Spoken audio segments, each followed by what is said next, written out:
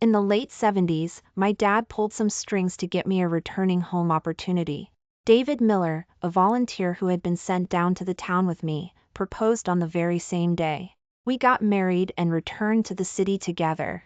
We were incredibly loving, I bore him children, and I helped him achieve fame and success. Yet, during a trip, he took advantage of my asthma attack, threw away my medicine, and watched me struggle on the brink of death.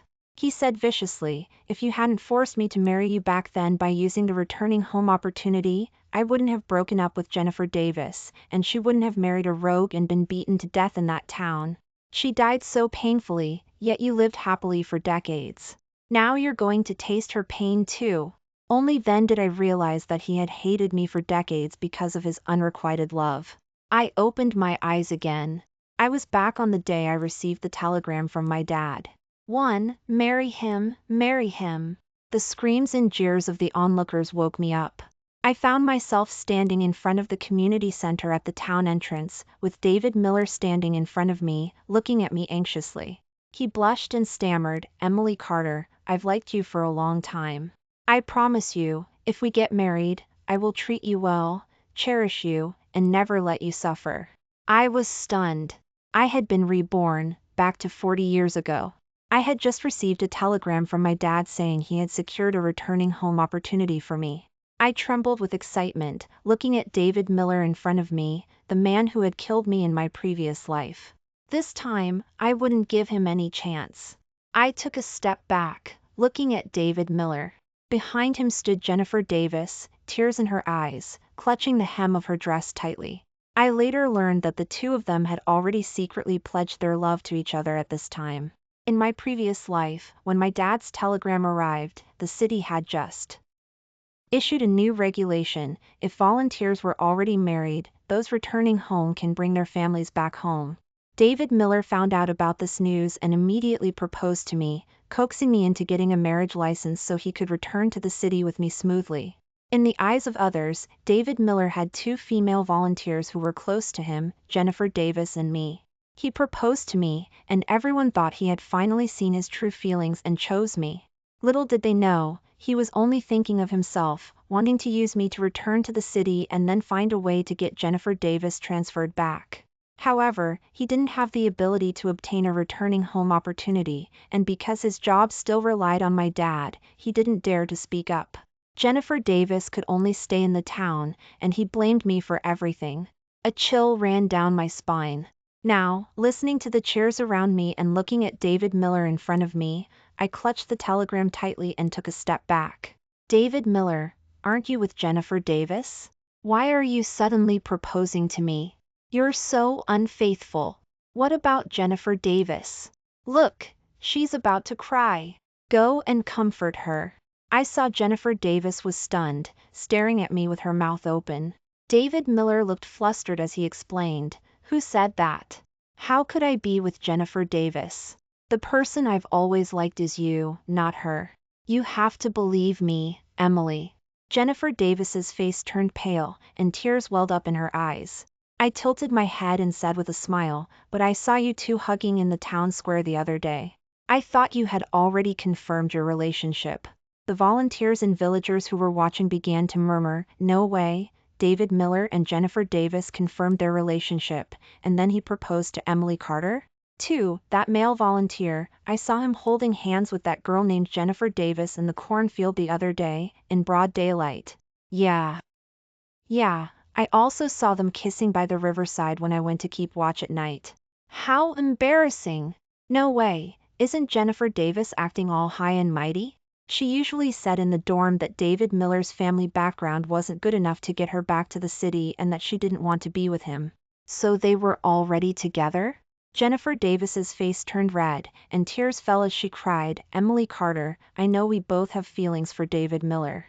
He's proposing to you now, so you've won. You don't have to humiliate me like this. When were David Miller and I together? We're just fellow volunteers who were sent down to the town together. You must have mistaken us. How could I have a romantic relationship with David Miller?" Jennifer Davis was beautiful and had always been very popular with the male volunteers. Seeing her crying pitifully, some male volunteers began to doubt my words and stood up to defend her. Emily Carter, don't talk nonsense without evidence. Jennifer Davis said she has nothing to do with David Miller. That's right, don't start bullying people just because you can return to the city. Besides, you usually like David Miller, don't you? Why are you acting coy now that he's confessing to you? Stop pretending to be so aloof. David Miller smiled and reached out to put his arm around me, saying, okay, Emily is embarrassed to agree in front of everyone. Our Emily is shy. I'll just take it as she's agreed. Emily, don't worry, I'll be good to you in the future. I quickly took a step back, avoiding his hand. David Miller, I'm not embarrassed, and I don't plan to accept your proposal. I decided to let go after you rejected me publicly last time I confessed to you. I think you should face your true feelings. You should be brave and say it out loud. Although Jennifer Davis thinks you're not good enough for her, your devotion to her will definitely move her. Don't you have a notebook full of portraits of Jennifer Davis? Yo. You even showed it to me last time when you rejected me. I said I would bless you. I had seen David Miller's notebook in my previous life. It was always kept in a locked drawer in his study. Once, he forgot to lock it, and I saw it. It was a thick notebook, full of portraits of Jennifer Davis. He explained nervously that he had secretly admired Jennifer Davis for a while when he was younger and had secretly drawn many portraits of her. To show that it was all in the past, he threw the notebook into the trash in front of me. But when I took out the trash the next day, the notebook was gone. He must have picked it out and carefully put it in another, more hidden place. I pretended to suddenly understand. I see, you're proposing to me to make Jennifer Davis jealous, aren't you? That explained his behavior. As soon as I said that, David Miller panicked. I saw he was holding that notebook in his hand. I stepped forward and snatched the notebook, running up to Jennifer Davis with an innocent look on my face. Jennifer Davis, look, these are portraits that David Miller drew for you, a whole notebook full. I opened it in front of everyone. Sure enough, it was full of portraits of Jennifer Davis. Some volunteers grabbed it and flipped through it. Oh my God, a whole notebook. How devoted. Yeah, Jennifer Davis, David Miller truly loves you. Hurry up and say yes to him. Yeah, look, hundreds of portraits. So touching. 3. Besides, none of you can return to the city. If you get married, you'll have someone to take care of you here. These words made Jennifer Davis and David Miller's faces turn completely dark. They had made a plan to coax me into marrying David Miller so they could return to the city together, and then have David Miller use my dad's connections to get her back too. If David Miller couldn't marry me, their plan would be ruined. I watched David Miller's face turn as black as the bottom of a pot, and I almost laughed out loud. I took Ashley Johnson, a femme. Ale volunteer from my dorm, by the arm. Okay, let's go back to the dorm. David Miller, I wish you and Jennifer Davis happiness. Be brave and pursue your true love. David Miller suddenly rushed over to grab me, saying somewhat angrily, Emily Carter, are you playing with me? Weren't you always pursuing me? Now that I've agreed to marry you, what does this mean? Some male volunteers couldn't stand it any longer and stepped forward to block him. David Miller, relationships have to be mutual. Emily Carter said she gave up after you rejected her. What, do you mean you're only allowed to reject others, and others have to hang themselves from your crooked tree? The one who spoke was Michael Brown, a volunteer who arrived in the same batch as us. He had always been boisterous and didn't like talking to female volunteers, so I didn't expect him to help me. That's right, David Miller, she pursued you, but you didn't agree, did you? You propose, and she has to agree? You're being unreasonable. Listening to everyone's discussion, David Miller's face turned red and then white. Finally, he couldn't help but throw a punch, knocking Michael Brown to the ground. I stopped him. What are you doing? David Miller sneered, you're not agreeing to me because you're with him? Who doesn't know that Michael Brown's dad is a politician? Are you hoping to climb the social ladder if his dad gets reinstated? Give up. His dad has been sent down to who knows where to be reformed. Stop dreaming. Slap. I slapped him. David Miller, I'm not agreeing to you because I've seen through you, you jerk.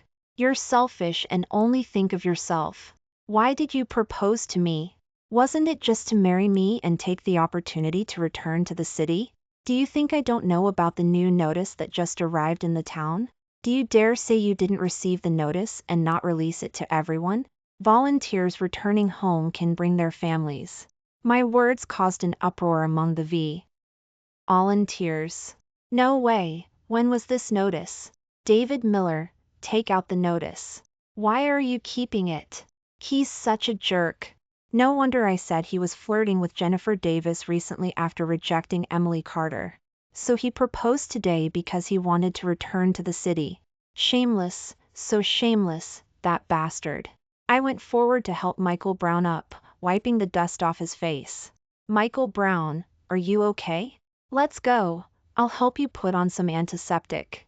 After speaking, I ignored David Miller, who was surrounded by volunteers, and pulled Michael Brown away. Michael Brown was still laughing as I applied the medicine.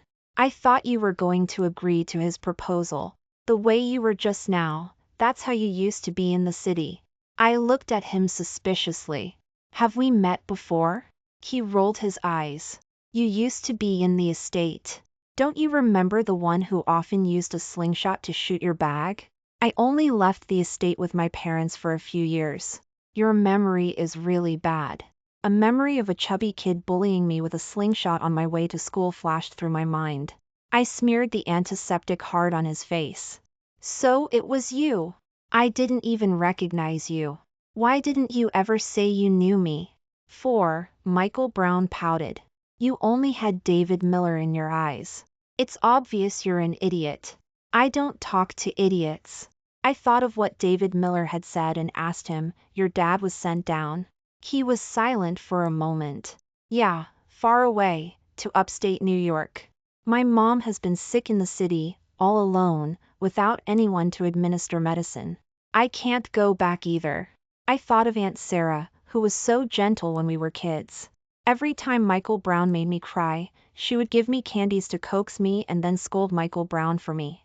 I stared blankly at him and suddenly said, Michael Brown, why don't we get married? That way you can return to the city to take care of your mom, and I can avoid David Miller bothering me and chasing after M.E. to marry him. The more I thought about it, the more I felt it was a win-win situation. Besides, Michael Brown was so unruly.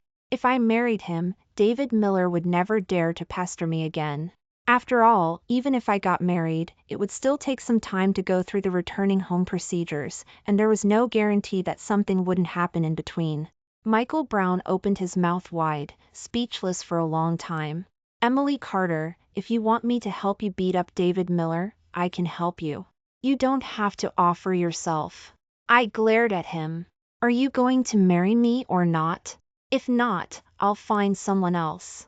Anyway, with this returning home opportunity, there are plenty of male volunteers who want to marry me. Michael Brown stood up. Let's get married. Let's go get the procedures done. If you're not afraid, what am I afraid of? We quickly completed the procedures and got our marriage license. I breathed a long sigh of relief. In this life, I had finally gotten rid of David Miller. I was no longer afraid that he would harm me. I wanted him to stay in this town forever, watching me leave happily. My life would never intersect with his again. Michael Brown and I completed the procedures and didn't tell anyone specifically. We were thinking of having a wedding banquet after we returned to the city.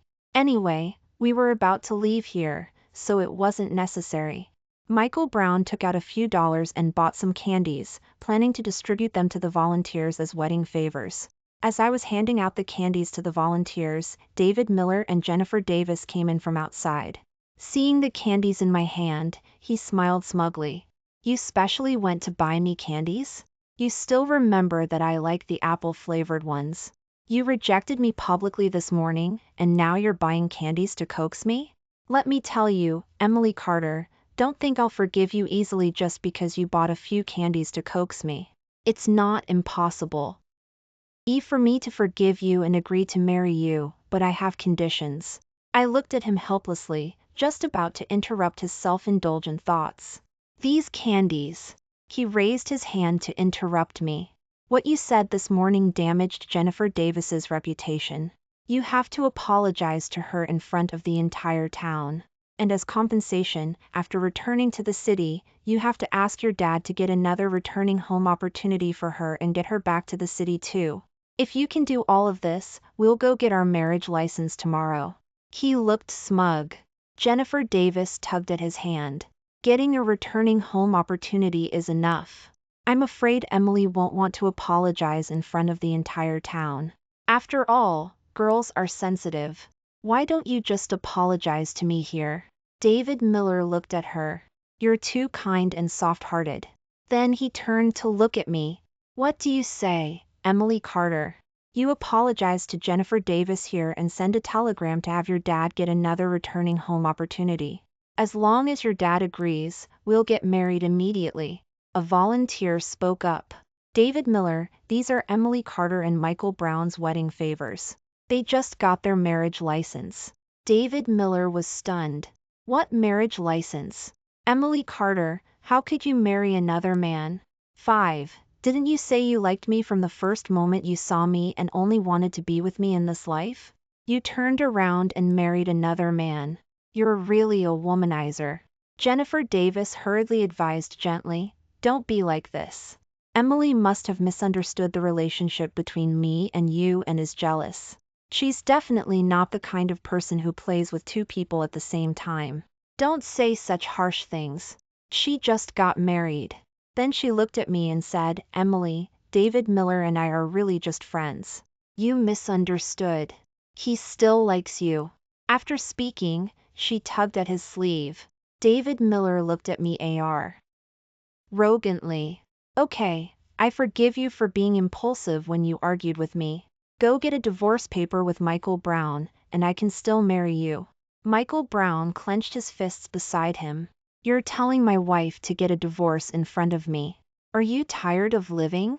After speaking, he grabbed his collar and was about to beat him up. I quickly stopped him. Michael Brown, don't do it. David Miller smiled smugly. See, she's still protecting me. She doesn't like you at all. I stopped Michael Brown and then said, he's insulting me. If anyone's going to do it, it'll be me.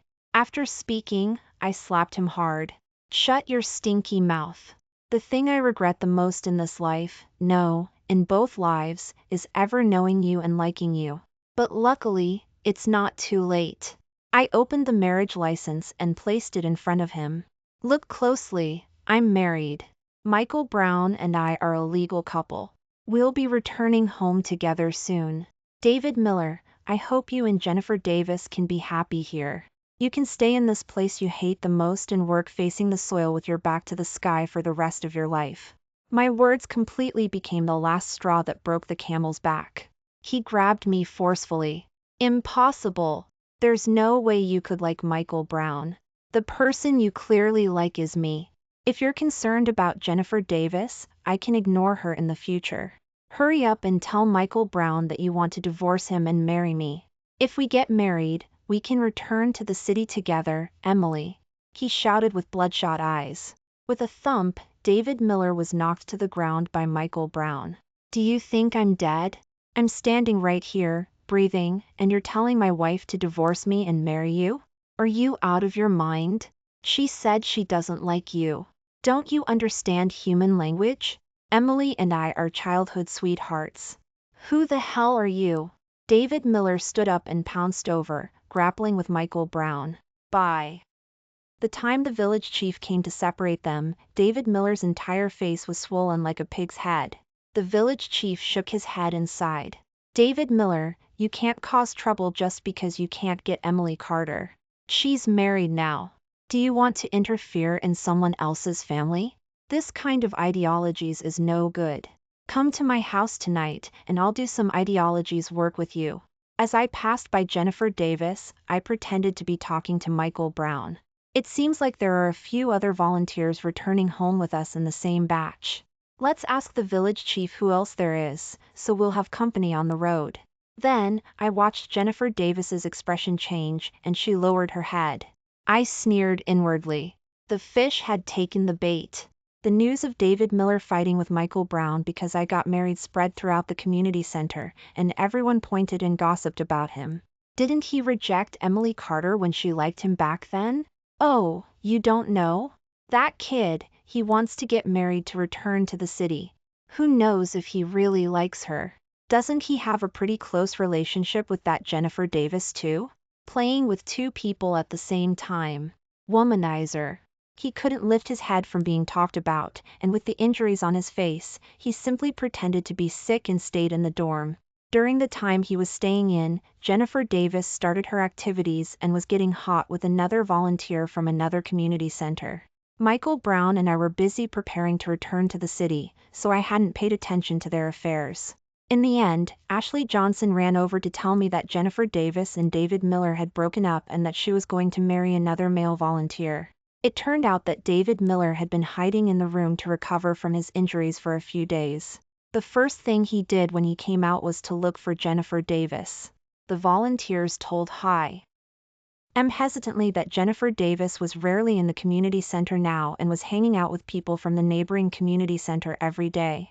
David Miller went to find Jennifer Davis but ran into Kevin Wilson, the male volunteer, sending Jennifer Davis back to the community center. The two of them were very intimate.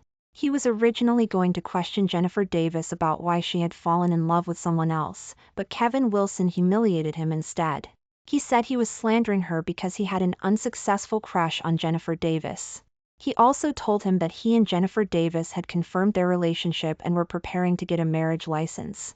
David Miller didn't expect that Jennifer Davis would fall in love with another male volunteer in just 1 week and was even going to marry someone else. That night, I saw David Miller go to find Jennifer Davis. He pulled her outside under the eaves and directly questioned her, "Jennifer Davis, why are you suddenly going to marry someone else? Have you forgotten our relationship? You're my girlfriend." Jennifer Davis snorted. "Didn't you say in front of everyone that you liked Emily Carter?" David Miller explained, "Wasn't this what we agreed on? I'll trick her into marrying me first, and after we return to the city, we'll find a way to have her dad get another returning home opportunity for you." Jennifer Davis smiled. "There's no need. I can return to the city immediately if I marry Kevin Wilson. Actually, you and I really aren't suitable. I said from the beginning that our family backgrounds are different, and our ideologies are also different. It's good this way too. You can't return to the city, so I can only think of a way myself. You can't stop others from returning to the city just because you can't, right?" David Miller grabbed her tightly. "I rejected Emily Carter for you. How can you do this to me? What am I going to do if I'm left here alone? If you hadn't confidently said you wanted to be with me, how would I have ended up in this situation?" Jennifer Davis struggled to break free. "You're blaming me for your own incompetence? Wouldn't I have become your girlfriend if you hadn't said you had a way? Anyway, you didn't suffer any losses. That's it. Don't come looking for me in the future, or Kevin Wilson will be unhappy. I'll be marrying him soon, and we'll just be ordinary friends in the future." After speaking, she entered the girls' dorm and slammed the door shut. David Miller slumped to the ground and suddenly screamed heartbreakingly, "No, I won't break up. Jennifer Davis, you can't marry someone else." He startled the surrounding volunteers, who all ran out to watch the commotion. Michael Brown and I were watching them argue in the room. I suddenly felt a sense of exhilaration. In my previous life, he schemed against me. This time, all his calculations had failed, and I wanted to see how he would end up. A month later, Jennifer Davis and Kevin Wilson really got married. Kevin Wilson generously bought a lot of wedding favors and candies and gave money to the village chief to add dishes for all the volunteers in the community center, treating it as their wedding banquet. While everyone was eating happily, I brought in a beautiful paper box and placed it in front of Kevin Wilson and Jennifer Davis. "This is a wedding gift for you." Not wanting to offend anyone on their wedding day, Jennifer Davis smiled and opened the gift box in front of everyone. As soon as she opened it, her face turned dark. "Emily Carter, what do you mean?" Everyone leaned over to look, and inside was a pair of tattered shoes. Giving tattered shoes at a wedding meant something obvious, and the volunteers exploded, leaning over to look. I pointed at Jennifer Davis, who was wearing a red dress, and looked at Kevin Wilson with a face full of sympathy. You're marrying Jennifer Davis, but do you know that she used to be David Miller's girlfriend? The two of them had already pledged their love to each other a long time ago. You're just picking up someone else's hand-me-downs. Do you think she's a good person? She's marrying you just to return to the city. Do you think she's as innocent as a little white rabbit? She's ruthless. This woman, to return to the city, didn't hesitate to ask her boyfriend to pursue me, wanting to trick me into marrying them so they could return to the city together. Now that she sees there's no hope of returning to the city with me, she's immediately jumped on your boat. Do you think you've found a treasure? Kevin Wilson's face twisted, and he grabbed Jennifer Davis. Tell me, is what Emily Carter's saying true? Do you have an unclear relationship with David Miller? Jennifer Davis cried pitifully. What kind of person do you think I am? I'm your wife, but you're watching people wrong me and even hitting me in the face. What's the point of me marrying someone like you? 6. David Miller, who was already upset about being dumped by her, was now overjoyed when he saw me giving a pair of tattered shoes, hitting the nail on the head. He said loudly, Jennifer Davis, you're not admitting to being my girlfriend? I have proof, Kevin Wilson. Doesn't she have a birthmark on her inner thigh? How would I know if we didn't have an intimate relationship? The volunteers wowed, and it was lively. Slap! Kevin Wilson slapped Jennifer Davis in the face. You used goods, tricking me into marriage? I didn't expect you to be this kind of person. I want a divorce. Jennifer Davis cried and screamed. He's lying. How can you believe their words? If you want a divorce, I won't live anymore. I'm going back to the city to sue you for abandoning me. The village chief watched the volunteers turn into a mess and was furious. David Miller and Jennifer Davis, these two bad apples, were making the volunteers in the entire town restless and ruining the atmosphere. He loudly stopped the commotion and then pointed at Kevin Wilson and Jennifer Davis. You're married, and the procedures for returning home have been completed. Leave next week immediately. After you return to the city, I don't care whether you want to get a divorce or not, but it's not possible here. He looked at David Miller again. If you're willing to stay honestly, you can stay in the town. If you continue to cause trouble, I'll transfer you to another community center. It's near the mountains there. At that time, don't even think about leaving the mountains, let alone returning to the city. Think about it carefully. If you make any more trouble, I'll report it to the higher authorities and say you're having wrong ideologies. At that time, don't even think about returning home. Don't expect anything. The village chief left angrily. Kevin Wilson shook off Jennifer Davis's hand and left on his own. Jennifer Davis followed behind, crying and chasing after him. Kevin Wilson, he's slandering me because he can't get me. You have to believe me. She cried and chased after him into the distance. David Miller got drunk at the dinner table, muttering to himself, I can definitely return to the city, definitely. Don't think about getting rid of me. I finally breathed a long sigh of relief. The next day, Michael Brown and I boarded the train back to the city together. After we returned to the city, the community arranged jobs for us. Michael Brown and I had a small home. We became a real couple. He had matured a lot and was no longer as unruly as he was when he was a teenager. He became caring and considerate. His mother's illness slowly recovered under our careful care after we returned. She began to have the energy to worry about when we would have children. In the summer of the second year, I became pregnant, and our little family was filled with laughter. When I went to the hospital for prenatal checkups, I actually ran into David Miller. My heart sank. He actually found a way to return to the city? Honey, what are you looking at?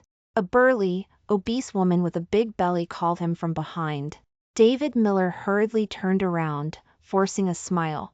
Honey, I just saw someone who looked like an old friend from before. I took a few more glances, but they disappeared in the blink of an eye. Are you done with your checkup? Let's go, the woman said coquettishly, Don't you look at other women. I know you're a womanizer. If I find out you're doing anything to betray me, I'll tell my dad, and you'll be in trouble. David Miller lowered his head and gently coaxed the woman. How is that possible? I told you, you're the only one in my heart and eyes. Why are you still jealous? None of them are as virtuous and considerate as you. The woman perked up and said, words are cheap. When we get to my house, remember to say nice things to my dad and try to get me a job. Later, I learned that after we left, new volunteers were sent to the town. This woman was named Brittany Smith. Her father used to be a politician but was later sent to the countryside. Who knew that just as Brittany Smith arrived in the town, the notice of Brittany Smith's father's reinstatement came out. But she couldn't return to the city immediately. It wouldn't look good. As a result, David Miller, upon hearing this news, hovered around Brittany Smith every day, launching a passionate offensive. David Miller was handsome, and Brittany Smith was soon so dizzy with his sweet words that they were engaged in less than 3 months and married while she was still head over heels. Brittany Smith's father, after finding out, disagreed but had no choice but to accept the son-in-law and let him return to the city with them. Brittany Smith was given a job by her father, but David Miller's job was delayed. David Miller could only do housework at home every day. It just so happened that Brittany Smith was pregnant, and he had to accompany her to the hospital for prenatal checkups every week. After David Miller saw me at the hospital, he saw me how found out that I worked at the school and waited for me at the school gate, Emily Carter. I looked at him and hesitated. What's the matter? He then saw my protruding belly, and his face turned ugly. You're pregnant? I smiled, touching my belly. Yes, I've been married for over a year. It's normal to be pregnant. What about you? Looking at your wife's belly, it's about 6 or 7 months along, right? I heard you've only been married for a few months. A shotgun wedding? His face became embarrassed. I was forced to. If I didn't marry her, I wouldn't be able to return home at all. Did you want me to stay in that town for the rest of my life? If you had married me back then, I wouldn't have. I interrupted him. David Miller, whether or not you can return home is your own business. Why should I pave the way for you with my happiness? Many people can't return from the countryside, but they still work hard to live. I turned my head away. Is there anything else? I have to go if not.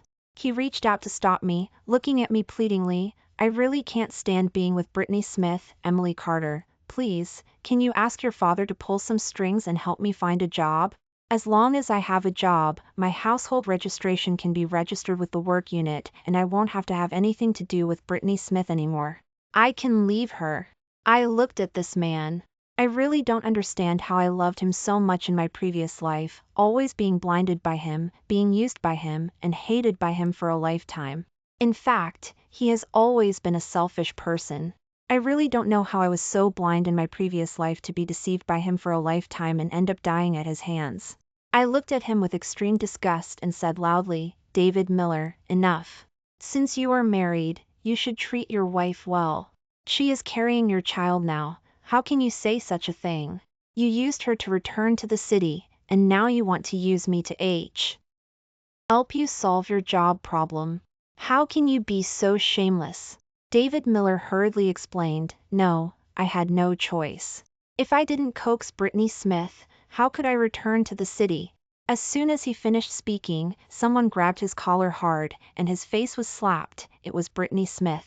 Brittany Smith had always thought that David Miller looked good, and she was uneasy after marrying him, always worrying that he would fall in love with someone else and kept a close eye on him. Today, seeing him go out alone, she paid attention and quietly followed behind.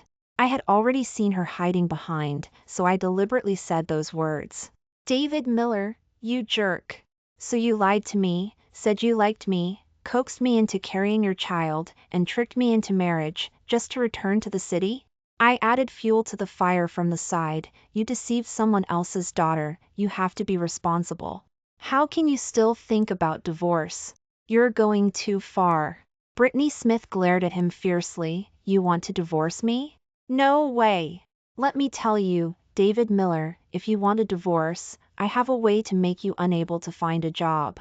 No one will take you in then, and you can only continue to be sent to the countryside as a volunteer.